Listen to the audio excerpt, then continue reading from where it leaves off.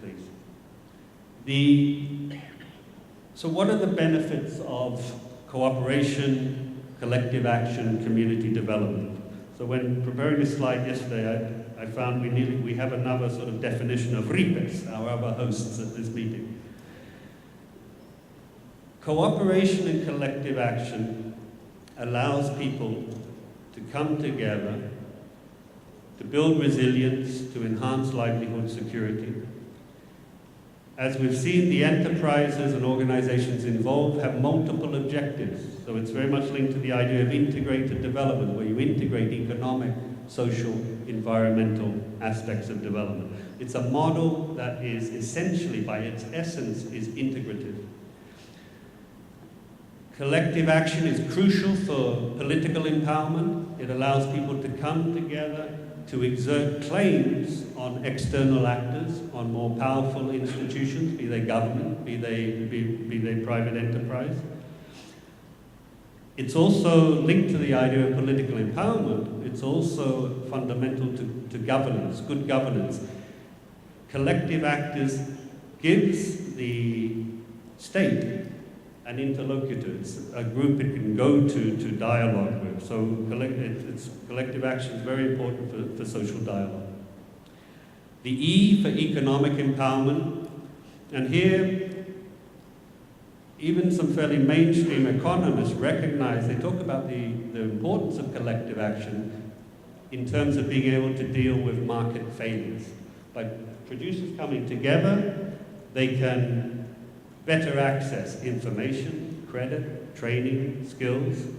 They can achieve economies of scale, lower their production costs, and they can bargain for better prices. So they're usually at a serious disadvantage when it comes to integrating in-market relations in value chains, and they can bargain for better prices.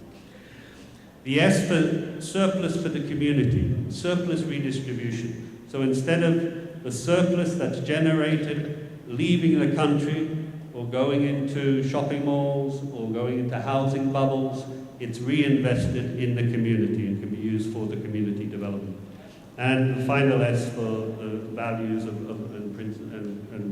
features of solidarity, which is the ability, by coming together, you enhance your ability to help others in need.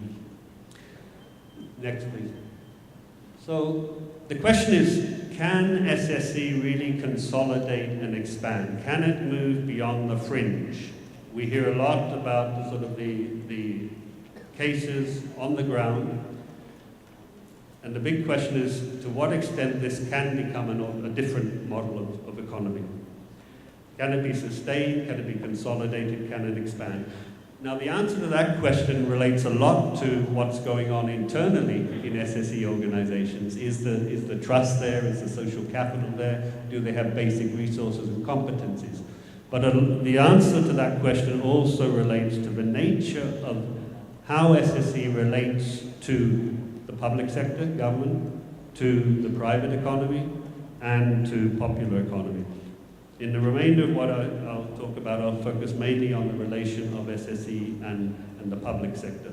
But it's all those relationships that really determine what happens to SSE. Next, please. So, crucial question is, can governments can there be an enabling policy environment for SSE? We see a lot happening in the world, in various countries, and I think there are 4 different areas that are where we see a lot of dynamism. The first is in new institutional structures, where you see SSE ministries or national secretariats being established. Brazil, where we have Paul Singer, the National Secretary for Solidarity Economy in Brazil. Colombia, France, Nicaragua, Luxembourg, and several other countries. What we also see is major, as we've heard about already this morning, major national development programs or provincial development programs where significant resources, a coherent development strategy is being applied. So we see in Kerala the poverty reduction program linked very much to SSE, in India, Kudumbashri, South Korea, we have the new Seoul Social Economy Supporting Project. Nicaragua, an attempt to organize rural women producers to enhance their livelihood security. Argentina, Brazil, Sem Miseria, Uganda, the National Cooperative Development Plan are just some examples. Next slide. The two other areas are laws, new laws that attempt to enable SSE. We see in Ecuador, SSE actually as recognized in the constitution of the country. In Portugal, Spain, Greece, Mexico, France, Quebec, we have framework laws. The importance there is that once those framework laws are doing two things. One, you're going beyond the traditional legal approach, which is to recognize just specific SSE actors, for example, cooperatives, to recognizing a broader variety of SSE actors. And by having these framework laws, they then mandate the state and all the state agencies to support SSE. And so that's the importance of those laws. In the Philippines now, we see the social entrepreneurship bill in progress. And the other area is specific policies. In Brazil, for example, participatory budgeting and a whole array of policies to do with training, supporting small enterprises, social policy, etc., organizing trade fairs, so different policies supporting SSE. The trends around the world to do with decentralization and local economic development, which often empower local authorities to work better with SSE. Things like in Denmark, their energy policy that favors renewable, not only renewable energy, but also a provision by local and SSE providers of energy. And as I said, a whole range of other specific policies. Next, please. What we also see internationally, particularly through the UN, is a number of things happening to facilitate the environment, the enabling environment in international policy. Since the early 90s, the UN has had COPAC, the Committee for the Promotion of Agricultural Cooperatives. The ILO in 2010 set up the SSE Academy, and under its new director has re-emphasized the priority of dealing with informal economy and informal employment, and that is now seeing SSE as one of the mechanisms for transitioning out of informal economy. In UNRISD, we have our SSE Research Program. Back in May, early in the year, we launched a call for papers, which had an amazing response from about 500 researchers in 70 countries. And around that, we organized what has been the UN's largest conference on SSE, which was held in May, and we're continuing with that work. You have the World Food Security Committee, which has a representation from organizations like Via Campesina, and people also representing RIPESS. The civil society consultation that's taking place around the post-2015 agenda has also been another space where perspectives on SSE can find an outlet.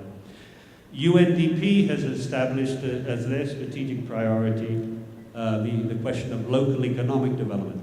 And after our conference, we're now having discussions with them to see how SSE can be hinged on to their agenda of local economic development.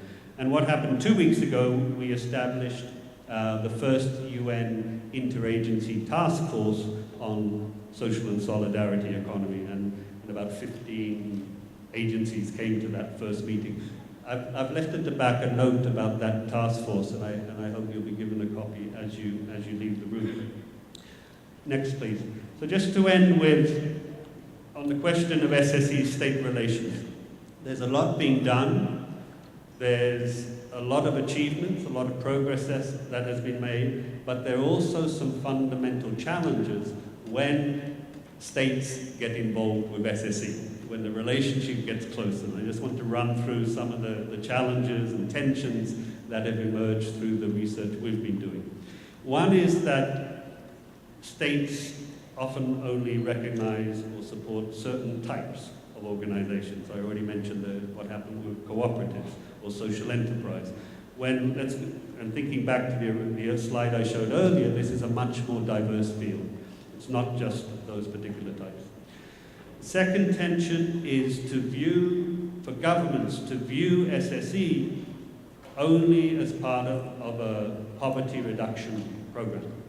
SSE is a lot more than that. SSE is about restructuring the system we live in. It's about new models. It's about transformative models.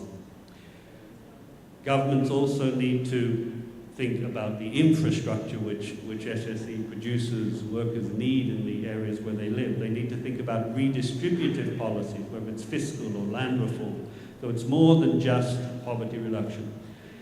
The other tension, which has come up in a number of countries, is where governments, in a sense, use SSE organizations to subcontract out their responsibilities for providing social services. So a lot of people think this should be the responsibility of governments, of the public sector, to provide decent social services.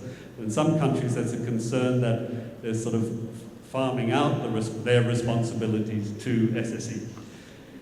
What we've heard about already, the problems of top-down policy design and implementation, and the lack of participation, effective participation of social economy, solidarity economy actors in designing and implementing policies and programs. The question of, is state policy really a state policy, i.e. is it institutionalized, is it embedded in the state, or is it the policy of a particular political party? So often we have cases where a new party comes to power, they're quite enthusiastic about SSE, they take a whole lot of initiatives to promote SSE, then they get elected out of office and the policies collapse. So the question of how it can be institutionalized in the state is key.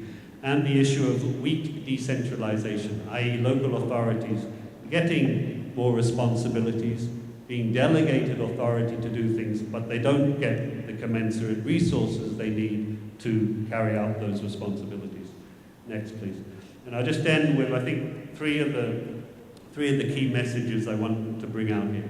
One is that in context of crisis, the multiple crises, the recurring crisis the world is living at the moment, there must be, I think, a premium on integrative approaches, integrative models via alternative provisioning and enterprise models. So models that essentially, implicitly, do address multiple development objectives, economic, social, environmental. There needs to be a premium on that, and that deserves much more support than it's currently getting. Second, the need to look beyond agendas to do with corporate social responsibility, SME development, entrepreneurship that focuses on the individual, to enabling SSE, cooperation, collective action, and community development.